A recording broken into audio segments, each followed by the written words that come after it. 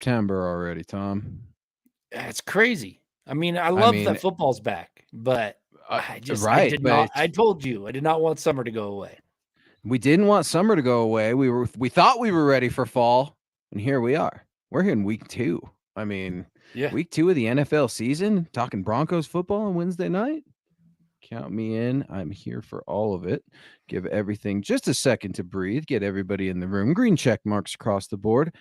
Good evening, Broncos country. What's going on? Welcome to Wednesday night. We're yours truly, Luke Patterson, Thomas Hall. We're going to chalk it up with you guys. A huge day out in Broncos country, Broncos land, if you're John Elway, whatever you want to call it, in the land of orange and blue. A lot of transactions we're going to get to today. We're going to hear from Coach Sean Payton. Before we do all that, what's up, Tom? How we feeling, bud? Doing good, man. A little disappointed with the poor showing on Sunday, but you know what? It used to really deeply affect me when I was younger because, Broncos were winners. I hate it when they lost, but the bad thing is I'm getting used to it now. And it's just, that's the problem. I'm going to be like a Detroit Lions fan or a Cleveland Browns fan or something, it's like, hey, speaking of the Cleveland Browns, who saw that one coming? I know we were surprised. We all picked the Broncos, but man, to see what the Browns did to the Bengals, I watched just a hair of the film today. I watched the whole game in its entirety waiting for the Broncos, but I watched just a couple clips of that Cincinnati Cleveland game, and good Lord, I mean, parity. That's why we love the league. And we were talking before the show, just to let Broncos country have a little peek behind the MHI curtain, if you will. We find ourselves in a very interesting spot in the week when it comes to covering professional football, your Denver Broncos, because we're smack dab in the middle of the week, the work week. The Broncos have already moved on to the Washington Commanders, but we necessarily haven't. We still would like to wrap Raiders with you, get your guys' Raiders reaction. What went wrong in the game? What went right? I see all kinds of reactions as I'm bumping around the Mile High City. I'm going to the dentist, talking with people in the waiting room, saying, man, what was that? The sky is falling. They have no chance. Go to Costco. People are saying, man, saw some things that actually looked a little encouraging. That was nice and refreshing. The overall result wasn't, but I digress. We want to hear from you guys tonight in the live comment section. Let us know how that Raider game went. Have you let it go? Because I think that's a big question. And I posted it on my Twitter today at Luke Patterson LP.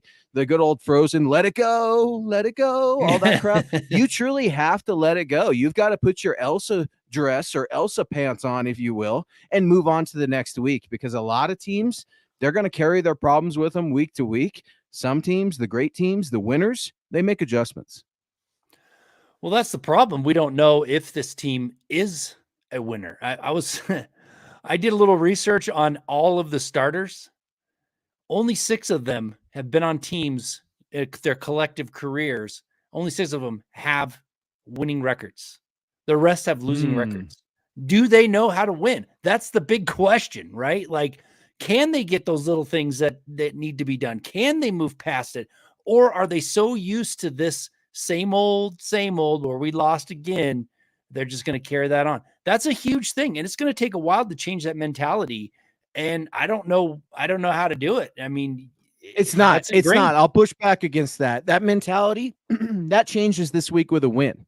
That's plain and simple. Winning cures all, as you know, Tom. I completely get where you're at. You're tired of getting used to this on the Monday. No more are you grouchy on a Monday after a Broncos loss. Neither am I. But, excuse me, I think we saw enough variety from Sean Payton, enough responsibility. Things didn't go right, but it was nice to see a team not give up. It was nice to see the quarterback, Russell Wilson not be the problem of the game. He wasn't the reason that you lost the game, but he certainly wasn't the reason you won the game. And we want to talk Russell Wilson with you here tonight on MHI. Before we do that, we got to get to our guy David and his Buckham t-shirt. Absolutely love the support David gives us week in and week out. He's always here before the show starts, as is the rest of Broncos country. So David said, good evening, Broncos country. Luke, Tom, Dylan, and Deacon Scott, some very generous support, a $5 super, hashtag Buckham, hashtag MHH for life, and Denver Broncos for life. David's still calling his shot, 12-5. Now, overreaction on that first game is always tough, right? It's almost worse than overreaction at practice or training camp, or false positives tend to reveal themselves a lot in week one, especially when you go back and you look at the Kansas City Chiefs, what they looked like last year, a couple years ago, Tampa Bay Bucks in week one. You can go on and on and on. But some of the similarities, Tom, were eerie. I mean, the same score from 2022 when the Broncos go up there and lose to Seattle. I wrote my takeaways piece as you wrote your piece as well over at milehighhuddle.com immediately after the game ended. I mean, some identical stats between the Broncos and the Raiders. 22 total first downs. Each team was 5 for 11 on third down, 10 total penalties, and 2 touchdowns scored. Just one of those really close, competitive games. Wanted to ask you this, though, and I wanted to ask David and the rest of Broncos country. Was that game fun to watch? Because I had a good time watching it. I was stressed. I was biting my nails. I was typing. I was writing for milehighhuddle.com. But it was nice to see something different, especially a competitive football game where it wasn't just absolutely boring, nor was it totally incompetent. Yeah, I mean, it was fun for me to watch until I saw them change their tactics, right, on offense. They went away from what was working. And as soon as they decided, oh, we're just going to run it every time on first down, I was like, okay, this is where the tide is starting to turn. Like, be a little bit more creative, for crying out loud. And if you look at those non-scoring drives, that's what happened. It was run on first down, run on first down, run. It was just, that's when I started to get a little bit irritating for me, because I understand that from a rookie coach or somebody, but Sean Payton is supposed to be the best play caller of the last 15 years or whatever he was anointed. I can't even remember who said that, but I was expecting a little bit more. It was probably me calling him the best thing ever, and you're right, Tom. I mean, it wasn't good enough. I'm not going to sit here and make excuses for Sean Payton. Before we get into Sean Payton, how about Michael Ronquillo today, man? Laying down some stars on Wednesday night for MHI. He is an absolute star. Saying good evening, Thomas and Luke on the Mile High Insiders. Don't forget Deacon Scott. Go Broncos and buck 'em. Michael, I was thinking about you today when I was writing Keys to Victory for the Broncos to beat the Washington Commanders because, well, the Commanders just beat the Cardinals last weekend. And I watched a little bit of Commander film. We'll get into that. But, Michael, thinking about you down there in Arizona, man. Hopefully you're having a decent fall. Listen, Sean Payton was away from the game for a year, and you couldn't tell. I get that it was a loss, but it's not like this guy was swimming in over his head. It's not like he looked like he shouldn't have been there. The moment was too big, nor did it look like the game passed him by. But you're absolutely right. Adjustments. It's shocking when you don't see Sean Payton make adjustments. When Vance Joseph is struggling to make those adjustments, okay, maybe that's somewhat to be expected. Not like I'm talking about Damari Mathis or anything, but hey, that's what week 2 is for, right? I'm saying let's give everybody a second chance. Let's give them a week to breathe. Let's see what happens. Sean Payton knows better with some of this. I mean, you talk about running the football. It was just, that was one of my keys. Javonte Williams is not made of glass, folks. We need to use this man up. And when you look at the stats, they don't jump off the page, right? I can't even see him here. 13 rushes for 52 yards, averaging 4 yards a carry. No touchdowns, 0. I think the longest run of the game was 12 yards, and then Samaje Perine was 11. So it's a rough, ineffective running game. It does make me wonder if it was more execution-based rather than the play calls. But again, that comes down to coaching as well. So I certainly see why people are frustrated, and I can share your frustration as well. It's been 7 games of just total dominance from the Raiders. I mean, they moved cities, Tom, and the Broncos haven't beat them since they've been in Las Vegas. That leaves a bad taste in your mouth when you remember, oh, these are the Raiders, not those Kansas City Chiefs that have been owning us for even longer in an even worse way. That bothers you, and it has a lot of weight to it. Well, I mean, yeah, absolutely. I mean, the Raiders, like you said, they've been to the playoff once, I think, in that time span, and they're really not a great team. And then to be owned by them, that tells you what the state of affairs are in the Mile High City. And like I said earlier, a lot of those players are still on the team. They have got to move past that hump. And it's doing the little things, man. It's doing the little things right. Like Philip Dorsett catching that ball out of bounds. Like, be aware where you're at. Perine not going for that yard, trying to bounce it out instead of just getting the first down. I mean, these are Troutman too. Our guy at Troutman. tight end. At certain times, I'm thinking, what are you doing, man? Take the yards given to you, and you're not a barn beater. You're not going to break anyone's ankles out there. You just need to run over them, fall forward, try to get a first.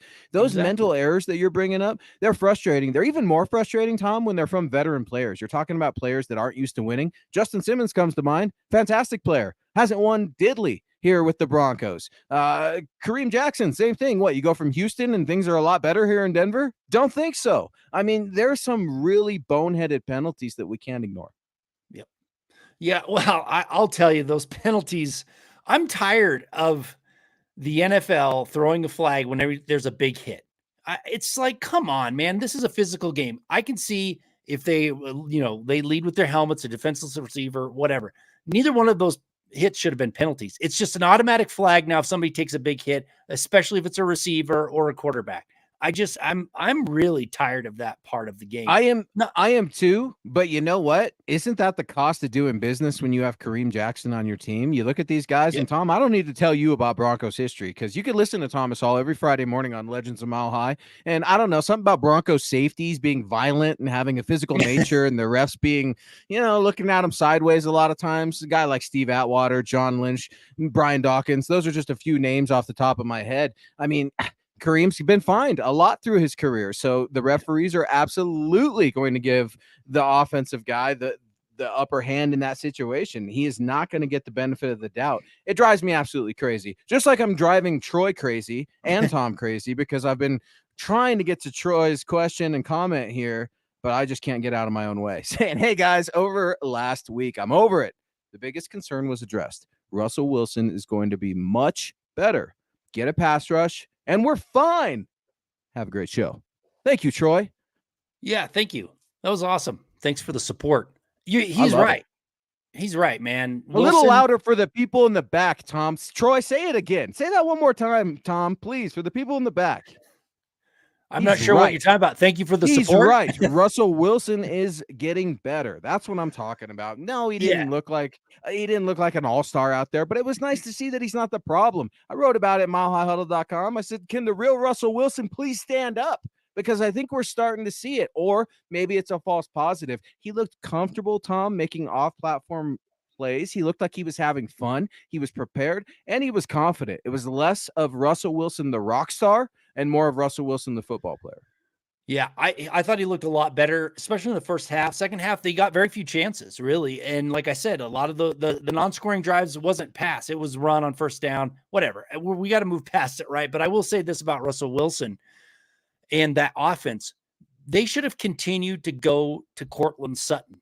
He was having a pretty good day, and I think they've got a pretty good connection. But then all of a sudden, it was like, oh, we're done throwing to Courtland Sutton for some reason. So I want to see that in the next game where they actually go to him a little bit more, because I liked what was going on between Russell Wilson and Courtland Sutton on Sunday. So there are some things that you can take away that you're happy with, and that being one of them should make Broncos country a little more happy, right? A little happier that Russell Wilson looks like Russell Wilson, not like what we saw last year. I'm more of a negative Nelly, and you are very optimistic, and that's why this works, Tom. That's why, you're my marriage and my podcast works. My marriage works because we have to look for our opposite. And I can't believe I'm this optimistic after a loss. To see the Broncos score an opening drive, when's the last time that happened? Now, it took a while. It was uglier than hell. 14 plays, 86 yards. I think it took almost 8 minutes and 45 seconds for a 5-yard touchdown pass to Lil Jordan Humphrey. We're going to be talking about in just a second. And then again, you mentioned Courtland Sutton, another 5-yard touchdown pass. How about that, huh? Can we be thankful for a couple touchdown passes? I know it wasn't good enough. It wasn't good enough. You need more of them, right? And you need the play calls to be more dynamic. You need players to be better. Coaches need to make adjustments. But for crying out loud, when you are so thirsty in the desert, just looking for a sip of water, the tiniest of drops can make you feel a lot better. And speaking of feeling a lot better, our guy Stu McPeak is in the house, man. Thank you so much for joining us, Stu. Stu's been one of the diehards with us for years here at MHI and MHH. A huge, generous 1999 Super, Stu. Can't thank you enough. I love my Broncos no matter what. I have faith in Sean Payton. Just might not be able to fix everything in the first year. I do see a few adjustments they can make to really help the team win. Number one, you need a pass rush. Stu, I could not have said it better myself. No pass rush. Stu's right, Tom. What'd you make of that? 0 sacks, 3 quarterback hits to Jimmy Garoppolo, and that's why Jimmy Garoppolo was ranked 6th, right behind Russell Wilson in terms of total QBR rating this week. Atrocious, unacceptable. It made me sick, just like Stu said. Especially after Vance Joseph was talking about how it's the best pass rush he's seen 1 through 6 in his career. I'm like, okay, and then you go out and you lay a goose egg like that. I mean, that was, I'm sorry, that was pathetic. Buddy. That was pathetic. They're paying Randy Gregory $50-odd million to come in. He was a no-show. Zach Allen? Cooper. Now, I'll tell you the one thing that I did like about the edge rushers before I continue to, lament about the pass rush. They needed to set the edge in the run game, and they did for the most part. There were a couple of hiccups, but they did, and that's what really helped contain Josh Jacobs. So that was good, especially with Jonathan Cooper, because you didn't know if he was going to be able to do that or not for sure, and he did fairly well. But the lack of pass rush, I mean, Garoppolo had all day to throw back there. So you wonder why they had these long drives. Well, sacks will stop drives. It just will. I did analytics on it. We looked at 10 years worth of data. 4% of the drives, if there's a sack on the drive, only 4% score points. If you cannot get to the quarterback, they are going to move the ball, plain and simple. It is an offense-driven league, and they couldn't do it. Case in point for you, Tom, right there. I mean, talking about sacks and talking about turnovers as well. Washington Commander quarterback Sam Howell was sacked 6 times last week. One of those was a fumble that was scooped and scored for a touchdown from the Arizona Cardinals. I mean, those are the plays that win games for teams in these quick margins, these close margins, right? A PAT's missed. Okay, this game is not on Will Lutz. I'll say that I was disappointed. It is not the way you want to start your career, especially after your coach just brought you here via trade. I love the accountability factor. I don't think Will Lutz is the problem. Now, he needs to go out there and fix things and fix them quick. But there were totally so many other plays in that game that could either win or lose you the game. But like you said, Tom, I mean, you said it best. Unacceptable not getting to the quarterback. Jimmy G looked like a world beater out there. And the tough thing about it, too, I mean, you look at it, Davante Adams didn't have a fantastic day. So what adjustment are we going to make, Vance Joseph, when the same receiver in Reynolds just continues to burn your guy, Damari Matt? Can we get him some help? Because I see that too. Damari's washed. Damari can't play. I thought you guys said Damari looked good in training camp. He did look good in training camp. I think he's a good, young, solid player. He's got a lot of growing to do. That can't all be PS2. But for crying out loud, we have 2 of the most veteran safeties in all of the NFL. Can we give him a little help, Tom? Yeah. I am just not sold on Vance Joseph, and that game made it even worse for me. There was so many mistakes that the defense made, really. And I'm gonna tell you what, you heard me. I talked about it to you after the during the game or after the game. I was like, hey, I nailed it on Orange and Blue View on the pregame. I said, Damari Mathis. I mean, you could say, yes, we got to stop Josh Jacobs. We got to stop Devontae. That obviously, I said, Damari Mathis versus Jacoby Myers is going to be a key to this game. If Damari Mathis can't step up, it's going to be a long, tough day for the Broncos. And that is exactly what happened. If I can see it, why is it Vance Joseph noticing it? Like, how is he's getting paid a heck of a lot more money to look at games than I am. Like, come on. He was targeted 10 times, 9 receptions for what, like 80 yards and 2 tutties? I mean, come on, Vance. And here's the thing. I'm not willing to say that Vance Joseph's garbage needs to be fired after one game. Everyone on this town, everyone was on record of being like, really? Wah, wah, wah, wah, when he got hired, right? I mean, nobody was, oh, Vance is back. Tom, are you ready? Aren't you so excited to see VJ? Nobody. That doesn't mean I don't think he can have success, but good Lord. Your DBs, one of them was struggling, and you won't make the adjustment. There was some decent defense that was being played. However, it just didn't feel like there were adjustments across the board, whether that be offense, defense, special teams. I feel like was improved, at least in some aspects. It was nice to see Marvin Mims. He almost broke one, Tom. He almost broke one. I think that was brought up on the show last week. Somebody typed in last minute, how about Marvin Mims having a big game? He ultimately got 17 snaps, 2 receptions for 9 yards. He made his rookie debut. But get ready for this cat to break one. It's going to be interesting this week against Washington because their punter is left-handed, left-footed, if you will. So the ball is going to be spinning a little bit different. Something to watch for with Marvin Mims against the Washington Commanders. Am I saying meow coming in here with a $5 super? Thank you for joining Thomas Hall, Scott Kennedy, and yours truly on MHI. I just saw that only 6 teams in the AFC won. If the Denver Broncos can figure out how to win those close games, I think 9 or 10 wins gets them in the playoffs. I'm right there with you, meow. We both are right there with you, if memory serves, Tom. We both called 10-7 on this show a week ago, and I'm not backing down from that. I'm still going to keep it. I had the Raiders game as a win. I think everybody at Mile High Huddle did. I didn't have to go back and look because I was in such a bad mood by the time that article was written. But I think meow is exactly right. The AFC is loaded with talent. It was just week 1, but anything's possible. I mean, good Lord, that Jets game, Jets-Bills, and we'll talk about grass, the fake grass versus natural grass, Aaron Rodgers, what are the Jets going to do? If somebody wants to talk about it, I'm sure we'll let feelings be known. But man, weird things happen in the league, Tom. Weird things happen, and they don't always appear to be what we think they are on paper. Well, the cream rises to the top in November, December. I've been saying that you don't win the Macho Super Bowl Man, Thomas Hall. You gotta say it in the Macho Man's voice. I gotta hear that. Maybe we need a T-shirt for Thomas the Macho Man Hall. No, you're right. You don't want to peak too early, Tom. That makes 100% sense. But the problem is the opportunity was there for the Broncos to get a step up on the Chiefs. They're not going to be down forever. They had a bad game. They're going to win a lot more games this year, unless for some reason they've turned bad all of a sudden.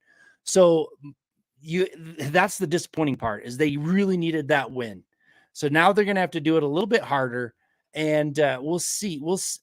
I'm interested to see what happens in Washington or happens here against Washington, because if they lay another egg against the Commanders, then this team is not gonna challenge for the playoffs. Playoffs. We're already talking playoffs in week 2. Why? Because the expectations are to win now in this city. Sean Payton gets it. I mean, he even talked about it, and I like that. I like a lot. We talk about what an arrogant SOB is. I think he's been eating a lot of humble pie the last few days myself, based on what he's been spitting into the microphone. I'm talking about it starts with us as coaches. We need to make those adjustments. He's not throwing guys under the bus. He's holding them accountable. He's ready to move forward, and I get that everyone loves that onside kick, but I only love it if it works. It was nice to see something different. So, I mean, I'll go with that. That's like saying there's silver linings in the losses. No, there are no silver linings, but it's nice to see something different. It's nice to see what we think are signs. We'll have more of an idea when we see this team take on Washington here in Denver this Sunday afternoon. GLP, Gary Leeds Palmer, coming in with a huge, generous $9.99. Thank you so much, Gary. Hopefully fall is going well for you and yours. Hey, guys, I was actually encouraged to hear Sean Payton say that he wasn't happy about some of the decisions that he made. Go Broncos and buck them. Yeah, it's good to take accountability. And I'm actually, I don't want to sound too negative. I'm a little bit, I dug into a little bit of stuff that ticked me off, but there's also the thing that you can look at is, if they fixed a few little things, they would have beat the crap out of the Raiders. They really would have. If that wasn't Philip Dorsett out there stepping out of bounds, if it was Jerry Jeudy catching that ball, he's probably in bounds and probably scores. Little things like that make a difference. Like, that's a touchdown probably if it's Jerry Jeudy, or very close to one.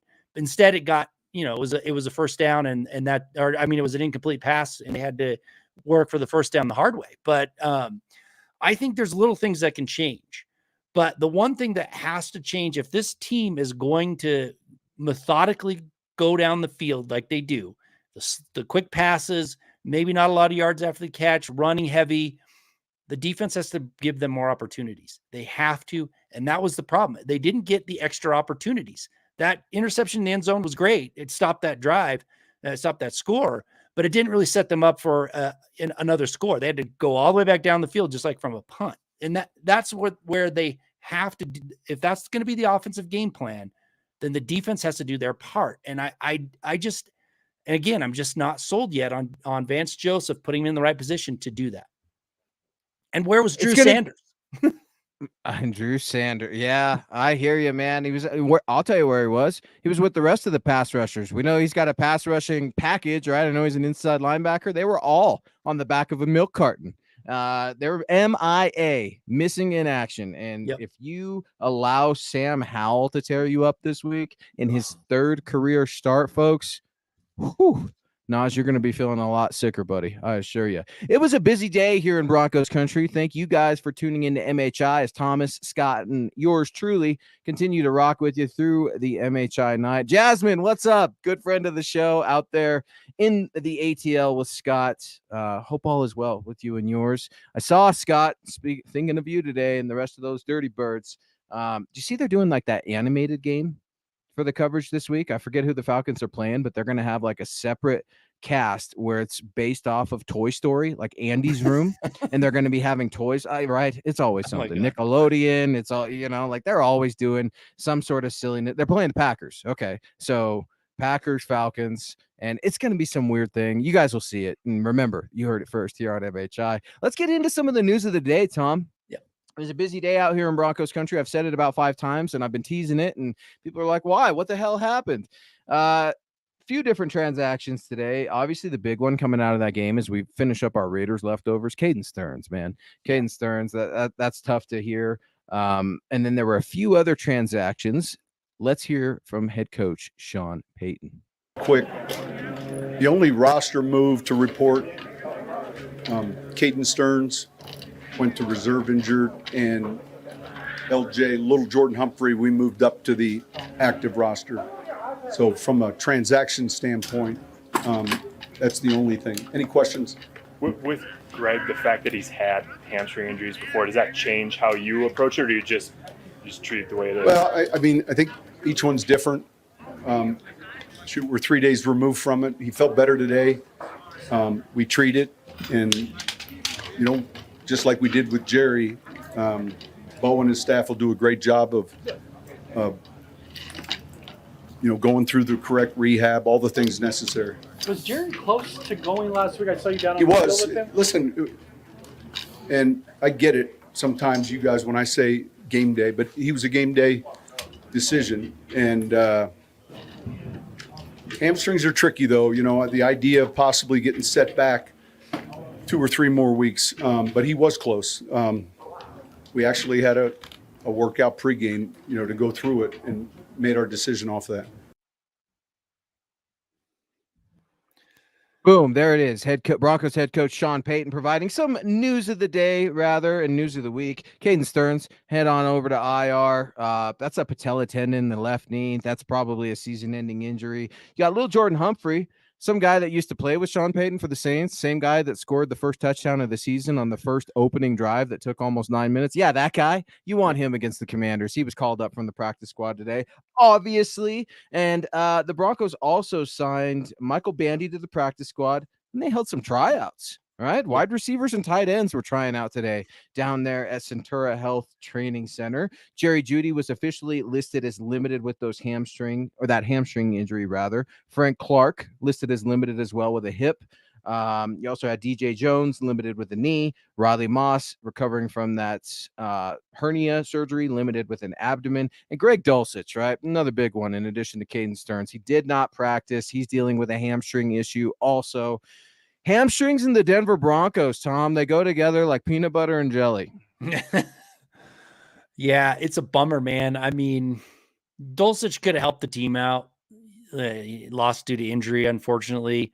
It's a bummer, but I'm looking forward to what Nate Adkins can do. I like Nate Adkins. I thought he was a good ball player, so we'll see if he can step up and take some of that responsibility on. And the bad thing about calling little Jordan Humphrey up is I didn't think it was going to be after week 1, and I figured it would be after somebody got injured, and of course it happened in week 1, and that's why they called him up. He was just waiting to get called up officially. So I like him. I think it's good, but they need to feed Caden or Cortland Sutton this game. Yeah, I don't care who it is. I love it. Welcome to Broncos country, man. I wasn't thrilled with Lil Jordan Humphrey in training camp. I thought he looked good. I wasn't totally shocked when he didn't make the roster right away, but then you're looking at the depth chart during week one. You're like, you guys got to call a couple guys up. Who are they going to be? And you look at the practice squad and you kind of figure out the roster Olympics of the NFL, and you're getting some signs of them early, at least right now with this Denver Broncos squad. I loved it. You need dogs on this team. You don't have enough of them. And it's so funny because just like we were all down on the Vance Joseph pick as defensive coordinator, none of us were through the moon when Marvin Mims got drafted this last spring either.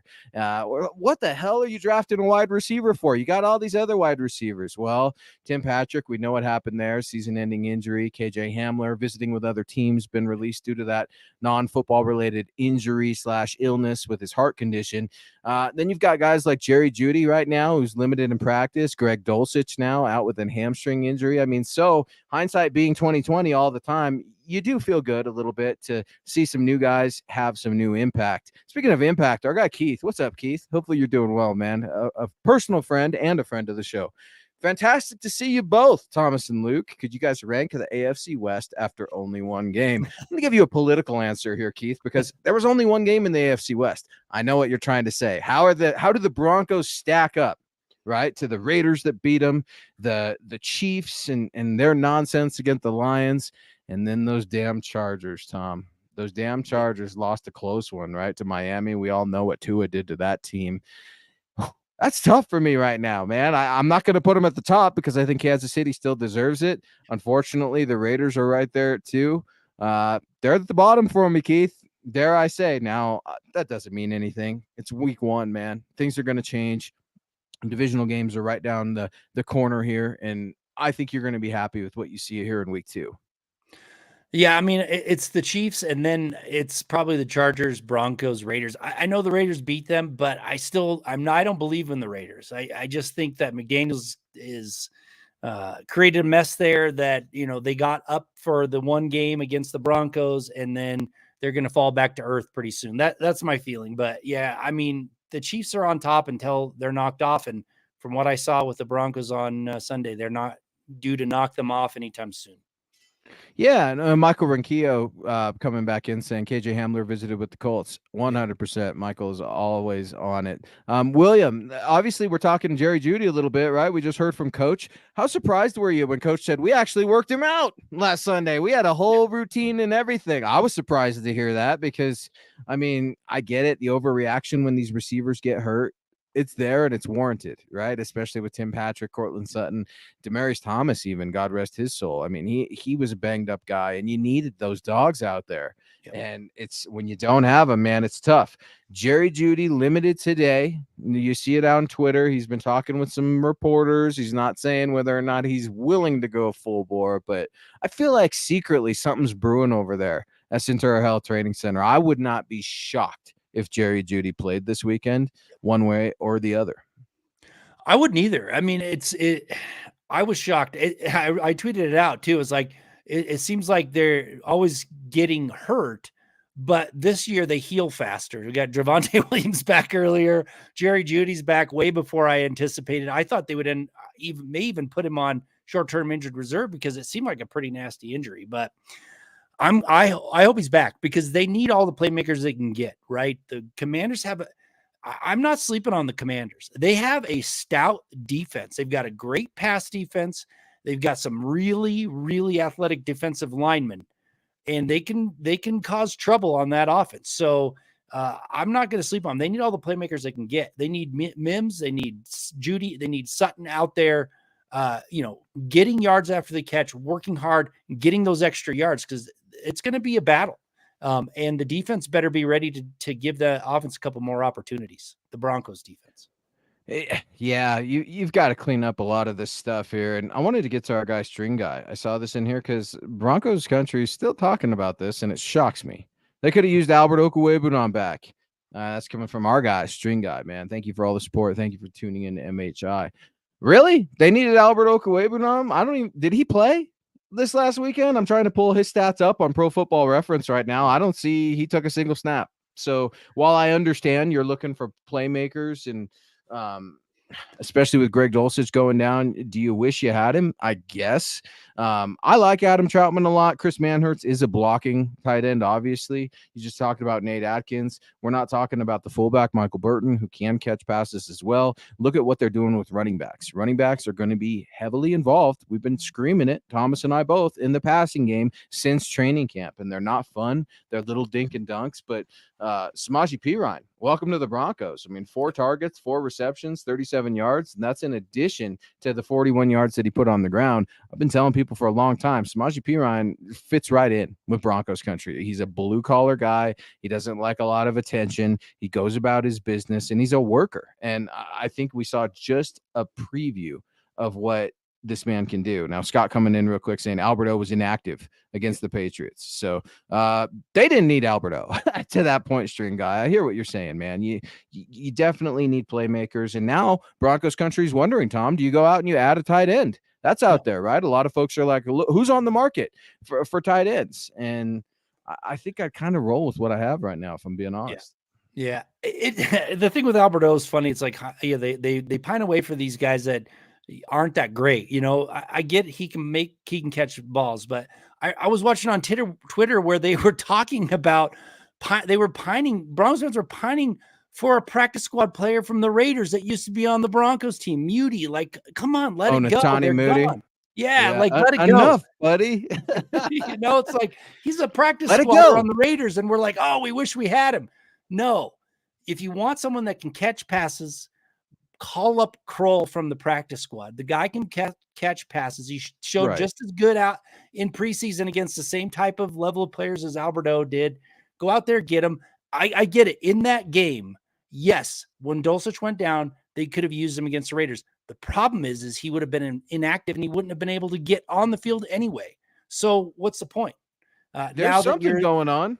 I mean, the NFL knows something, right? These guys that are either on rosters, not on rosters, on practice squads or not. I mean, we think we know better, being in the media, being analysts, being fans. We always know better, right? But I mean, just chatting with Scott in the private chat here. I mean, look, the season started. Like you can find a little talent out there, but these rosters are pretty much locked in. Now, that's not to say a blockbuster trade couldn't come down, but the Broncos have been in on blockbuster trades the last 2 years. I think they're willing to cool their jets a little bit unless it's something a little bit more reasonable.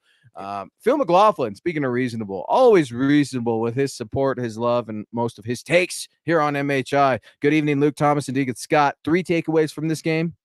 Kicking killed us. That's number 1. 2, penalties. 3, VJ has to find a way to scheme in a rush. Hashtag Buckham, hashtag MHH for life. Phil, thank you so much for the support, man. I'm sure you're frustrated just like the rest of us, but I think you're going to see things turn around. It may not be the style that we want them to be, right? We all want them to be blowout wins, but hell, I'm just looking for a win, Tom. How about that? I don't care. You know, I said it last week too, right? When all Fast and the Furious, Vin Diesel, I don't care if it's an inch or a mile, winning's winning. I mean, it really is. You don't carry around your record and this is how we won this game, guys, so we're better off for that. No, not at all. This team needs to earn W's, especially at home. That's the big one I think folks are pissed off about, especially being a Colorado native, man. There used to be so much pride, like you talked about, in Broncos football, but especially playing a home game. That crowd was into it, Tom. I mean, there hasn't been life like that in that stadium for years. And it's absolutely the new ownership. It's the upgrades to the stadium. It's Sean Payton. It's Russell Wilson. Broncos country has a lot to be excited about, but they're tired of getting burned. Yeah, I mean, it's true. There still is things to be excited about, right? I know that they lost. It's tough, but it's not just scheming a pass rush. It's the pass rushers themselves need to get to the freaking quarterback. I'm sorry. That's your job. And if you're Randy Gregory and you're supposed to be one of the hot free agent tickets that you got last year, you should be getting to the quarterback, not having to have Vance Joseph scheme you a way to get to the quarterback. Do your freaking job and get to the quarterback. I mean, I hated that pick or that free agent signing when it happened. And I'm hating it right now because he had very little impact on the game whatsoever. You don't pay somebody $50 million to come in as an edge rusher and have no impact against your bitter rival. So yes, if they have to scheme some pass rush, then this is going to be a long season. Those edge rushers got to get to it. Now, it could be that they really were focused on the run and they're like, take that responsibility first. Then if it's a pass, get after it. Maybe, I don't know, making excuses for them. But they need to get after the quarterback, plain and simple. It's a passing league, and they've got to get after the quarterback. That's all there is to it. And they cannot face the Commanders and not pressure Howell. If they don't get any pressure on him and they don't get him sacked, and the Broncos let him look like Garoppolo did, oh my gosh, the people are going to be freaking out. Me included. Me too. Stay tuned, guys. The milehighhuddle.com. I've got my keys to victory dropping tomorrow, and a lot of them very in sync with what Thomas, that little sermon he just gave. Sam Howell, got to put him on his back. Just a little preview that's definitely in there. Something about one Broncos rookie that can literally win the game for him. That's in there as well. And then one offensive player for Washington that the Broncos have to have prioritized to be shut down. That article is going to be dropping tomorrow over on milehighhuddle.com. Let's get to Angel here. Is it just me, or did the Broncos offense look conservative? Yeah, conservative, I guess. I would rather say ineffective. How about that? They had some good drives where they were able to move the chains, but it didn't feel like that there was a lot of risk taking involved. And Sean Payton, I think, has owned that a little bit this week, Angel, and said, I have to call better plays. When I look back at what I just did as a play caller, shake my head a little bit, and I'm thinking, yeah, coach gets it. He knows what he left out there on the field. And when you have a coach that is accepting it and using accountability as a strength and as a tool instead of hiding behind weaknesses, fears, and insecurities, that's a breath of fresh air around here. I'm so sick of the excuses, and we're not making them on this show. We're just calling it like we see it. The Broncos did not do enough good things to win that football game, period. They didn't get screwed by Kareem Jackson in that hit.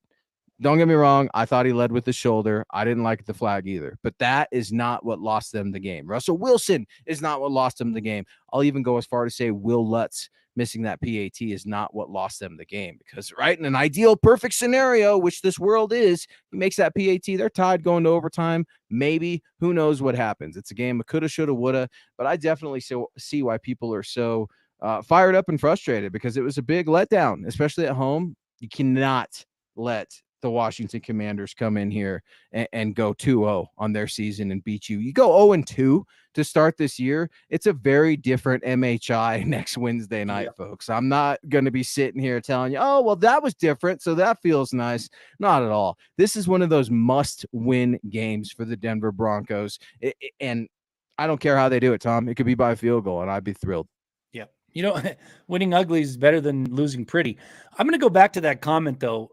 Do you think the team would have looked conservative had those short passes turned into long games because the offensive player was able to get some yards after the catch? I'm going to tell you right now, the defense of the Raiders dictated that short passing game. There wasn't a lot of deep opportunities. Yeah, you can do it a couple times, but from my mind, what really happened is the Raiders tackled extremely well. They were Johnny on the spot, so to speak, when that pass was caught, and nobody could shake off the tackle. Almost, it happened often. So you got to give kudos to the tackling, but it wouldn't have looked conservative if they would have thrown a 10-yard pass that went for 25 after, or a 20. You know what I mean? So the defense dictated it. Yeah, they probably could have taken a couple more deep shots, but that was the game plan. The problem was they went away from it. That was the problem. They went away from it. What was effective, and that's what cost them the game. Well, and I hate the argument of let's just throw deep shots. Why? Are you trying to score? Or are you trying to throw deep shots? Because there's a difference. Are you trying to get a first down? Are you trying to get field position? What are we trying to do? I need a little bit more context, because, I don't know. Some of us actually chart the plays every single game multiple times. So I hate that argument. I understand the principle of it, but the big thing for me when I hear go deep down the field, I think of flags. Let's get some flags on the defense, right? The defense is always getting dogged. The refs are always killing these poor DBs. God forbid any kid wants to be a corner in the NFL, get used to being flagged. It's one of the hardest positions I think you could play out there. Sometimes you just got to throw those up there, Russ. You need to move the ball. You need to have a little bit more understanding and situational awareness. But again, folks, it's week 1. It's not like Russ was swimming. It's not like he was drowning. Todd's exactly right. 10 penalties hurt. We talked about that. Speaking of missed tackles, Scott just weighing in here. The Raiders missed 5 missed tackles. The Broncos missed 8. And that's probably being generous. I'd like to know how many of those were on a reception versus a run, because they missed some tackles on a run. I'd like to see the breakdown, because it seemed like those short catches were dead in the tracks when I was watching that game. Of course, I didn't count every one. Here's the flip side to that. How precise were the throws? Accurate. That's right. Yeah. On time. Now Russ had some almost a big foobar, right? If that was a fumble on that way, and it got called back because of the penalty. But look, Russ took care of the ball, folks, and I didn't win him the game. He needs to take more risks. But I do say this: if Russell Wilson takes more risks, are you prepared to live with a potential turnover? Because that's probably going to happen. It happens all year. Every game. We just watched Josh Allen, man. I can't defend Josh anymore, man. And he's my guy. You know, I'm all about the CU Buffs. Let's beat those CSU Rams this weekend. I'm all about my Wyoming Cowboys, who have a big game against Texas Longhorns, who just dethroned Bama.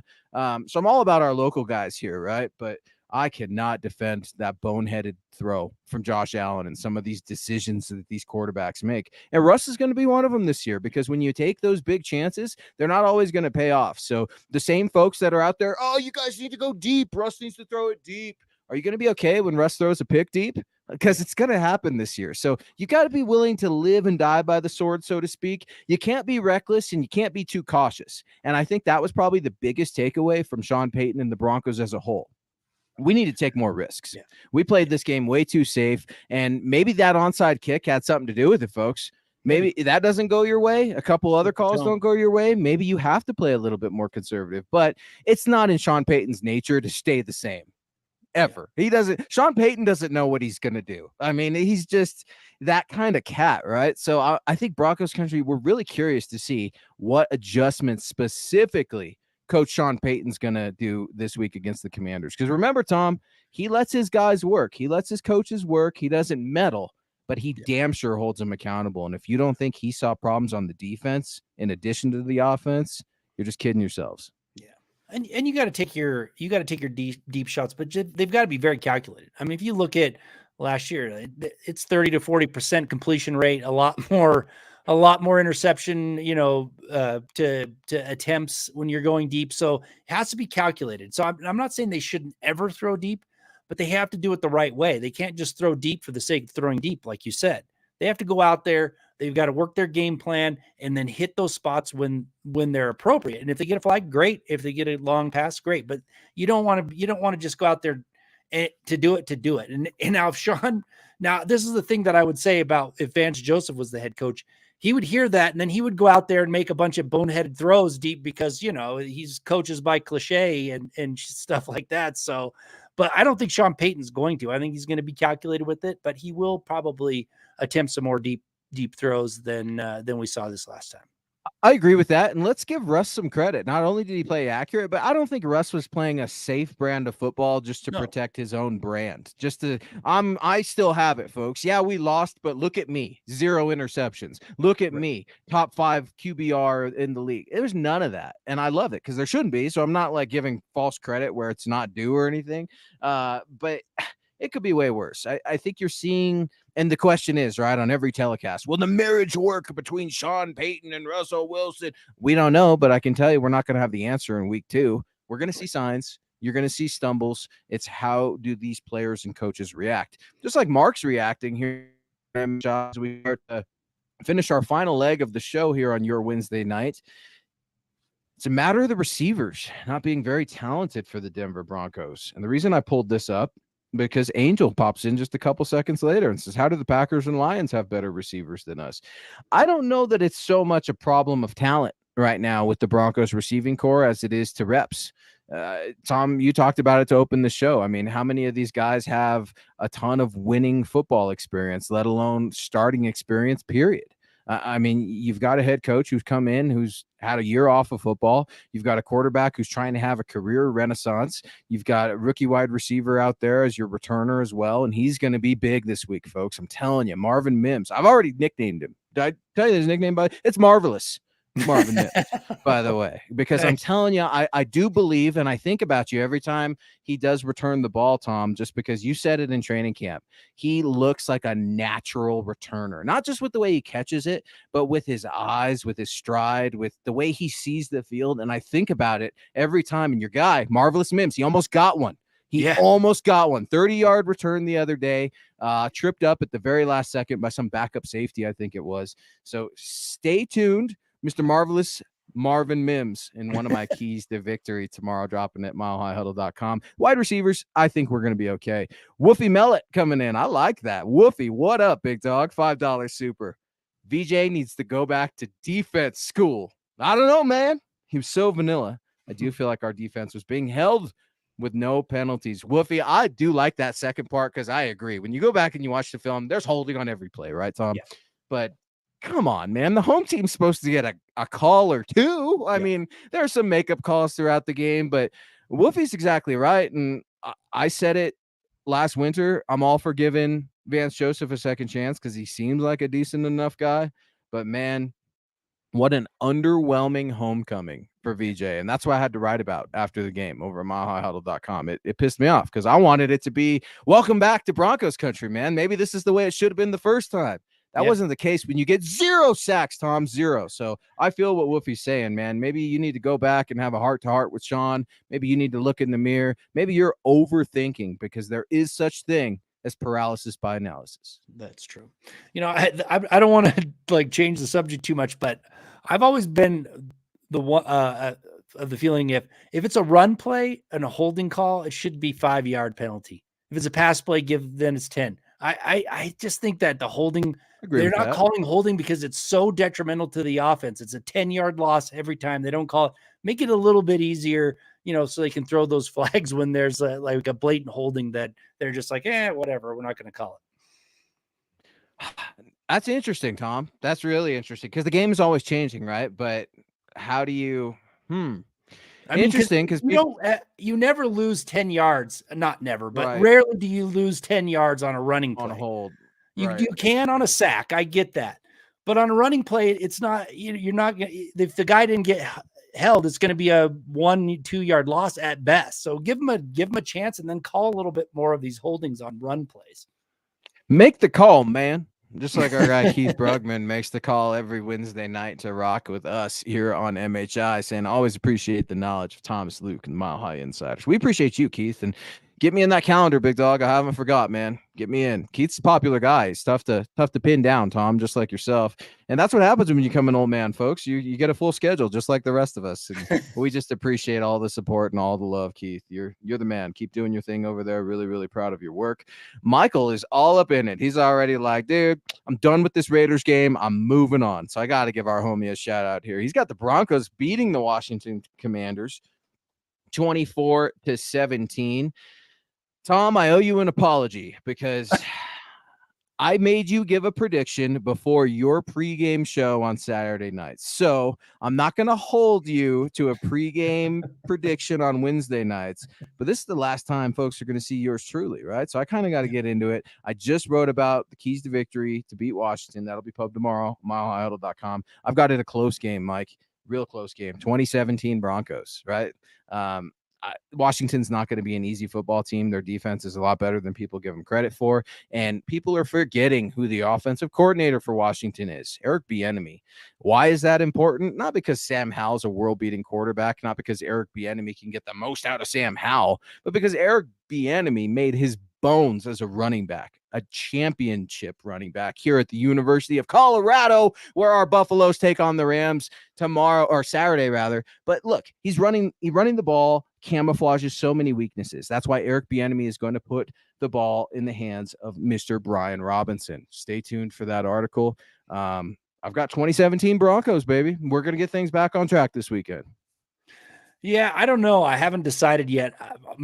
I'm still a little I'm not I haven't moved on from the loss. So I'm like, my mind right now is like, until that they can prove that they can actually win a football game, why would I predict them to win one? It's like, Todd, look at Todd. Todd's right there with you. Todd and Thomas, man, it must be a T thing. Commanders 12, Broncos 9. Like one of those heartbreaking losses again in Denver. Oh, Todd, man, like don't do this to me, Todd. I love that you're calling your shot because obviously I didn't know what the hell I was talking about last week. I thought that was going to be a very decisive win by the Broncos, maybe a possession or two. So this Washington football team is tough, folks. They play in the likeness of their head coach, Ron Rivera, who has some familiarity with Sean Payton, right? Sean Payton and Ron Rivera battled each other in the NFC South, New Orleans Saints versus the Carolina Panthers for a lot of years. So Sean Payton knows what Ron Rivera likes to do on defense and vice versa, right? There's some tells there. So I think it's going to be very interesting to see kind of a rivalry matchup, if you will, between the coaches, not necessarily the teams, although the teams have history, right? I think I saw Clinton Portis and Champ Bailey both at the Washington game last weekend, and then it's alumni weekend here for the Broncos now. I mean, do you have both of them just fly from Washington to Denver? And do an alumni weekend here? Because you look at those teams and you remember that Super Bowl, right? Washington over Denver. I remember. I mean, it's a lot of history there. So maybe stay tuned Friday morning for Legends of Mile High for some more Broncos Commanders history. Yeah, I don't like the Commanders, whatever they're calling themselves. I hold a grudge. Change them back. Any team that has beaten the Broncos in a Super Bowl, I hold a grudge until the day I die. So I hope the Broncos whip the crap out of them, but we'll see for sure. Yeah, I'll tell you, that was an agonizing loss, man, in that Super Bowl for me. It was, they went out, scored quick. It was like, oh, they're going to win this thing. And then the second quarter happened, and then Timmy Smith ran all over them. But I will say this. I was talking with Gil Whiteley the other day. He says that if you ask Carl Mecklenburg about that game, he'll tell you that Tony Lilly was paid off. He thinks he threw the game. Controversy, huh? Yeah. From the Vanilla Gorilla Mech himself. Wow, that's a little bit of interesting Broncos trivia or history. And the same Gil Whitley that you could find Thomas Hall on regularly on Mile High Sports Radio. Be sure to head on over to @Thomas Hall NFL. You'll be able to check that out. Look at our guy James calling his shot. 34-14 Broncos. Wow. Russ shows he's back. Gonna be cooking and running. Maybe you're right, James. Maybe it's a coming out party, right? And everybody. And that's a nice thing. I don't think the Broncos they're not a joke, right? They're not a punchline anymore. Nobody's laughing at them. They lost. And so people are like, oh, is this thing going to work? But it's dare I say, it's the way they lost. It's, and I hate saying that because it's weak, man. It's so weak, but it was competitive. And to watch a game on Sunday and enjoy it was interesting. Not to enjoy the outcome, but I mean, so many people, even the casual football fans, Tom, as you know, they've been checking out. The honeydew list is big on Sunday afternoons. These Monday night games, Thursday night games, those get pretty late. And there are a lot of early mornings for work and school and kids and everything like that too. So Broncos country's been tired of getting burned, man. And they've checked out in years past. They're wondering if they need to stay tuned now because it was definitely rowdy down there last Sunday. I can't wait to see what it's like this Sunday. I think folks are going to be happy. 2017 Broncos over Washington. I don't care that it's ugly. Maybe Will Lutz even gets a little bit of redemption, right? We could start playing the Bob Marley redemption song as soon as Will Lutz hits that game-winning field goal, something, right? And I think Russ is going to have another complimentary game. The big thing for me, what do I want to see most in this game other than a win? Has nothing to do with Russell Wilson. How about running the ball? Can we commit to running the ball? We've been told how important the running game is. We thought we saw it at training camp. Didn't see a lot of it. Really, when you go back and you look at that game, I know 15 rushes or 13 rushes for Javonte Williams, whatever it is. They almost broke, I think, 100 yards rushing, or they were close to it. That's not acceptable here in Broncos country. This is a franchise that has ran the ball historically and has done so very well. It camouflages your pass protection sets that can get you into trouble. They didn't break down completely. And how's that for a silver lining? I thought they did a decent job with Max Crosby. Well, I'll tell you, I'm not going to spoil anything We got our pregame show on Saturday with Orange and Blue View, which was very accurate, by the way. So if you want your accurate pregame show with matchups and keys for the game, you got to check it out. Not that accurate. You picked the Broncos to win, so I missed two things. Let's throw that out there. I said it was going to be a close game. I missed the Broncos winning. I missed out on Sutton having a big game. But I'll tell you, you want running? I got a key coming up for pregame. I'm also going to write it up before my analytics keys to the game coming up. Probably tomorrow will be out. So there's something that I saw in some of the data. So we'll see if it transpires on Sunday. I hope it does. Should be a lot of fun. Michael, thank you so much for the support, man. Saying great show tonight. Thomas and Luke are the Mile High Insiders. Go Broncos and buck 'em. Mr. Ronquillo, you are a true gentleman and a good friend of the show. We appreciate you guys so much. And I think adjustments. We all want to see what adjustments are being made, whether it be coaching, whether it be with players, whether it be with execution, play calling, all of the above. This team needs to improve, and they need to improve now. It's refreshing to see signs of something different, and you hope that trends into the positive direction. But it's all about results. It's a results-based business, the NFL, and time waits for no one. This fan base doesn't have time. We're impatient. We're out of time. You want time, go buy the magazine. That's how the way it is here in the Mile High City right now. So we appreciate you guys spending your time here with Thomas Hall and yours truly on Wednesday nights, where you can catch MHI at 6 p.m. Mountain. Thomas is going to be back on Friday morning for Legends. And then again, we've got that pregame show with Ron White on Orange and Blue View on Saturday night as well.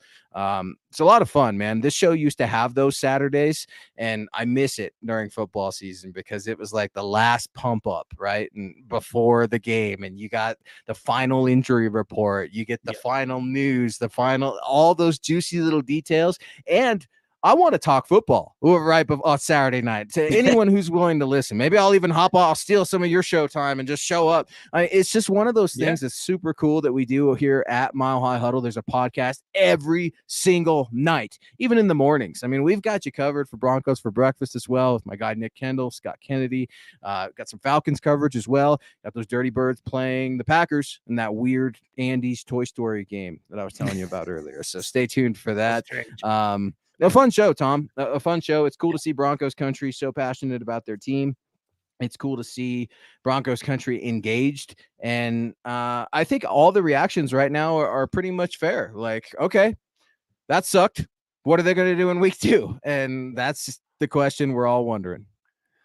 Yeah, and it better be something, man. If they go out and they lose this game, it's going to be pretty crushing for Broncos fans and Broncos country.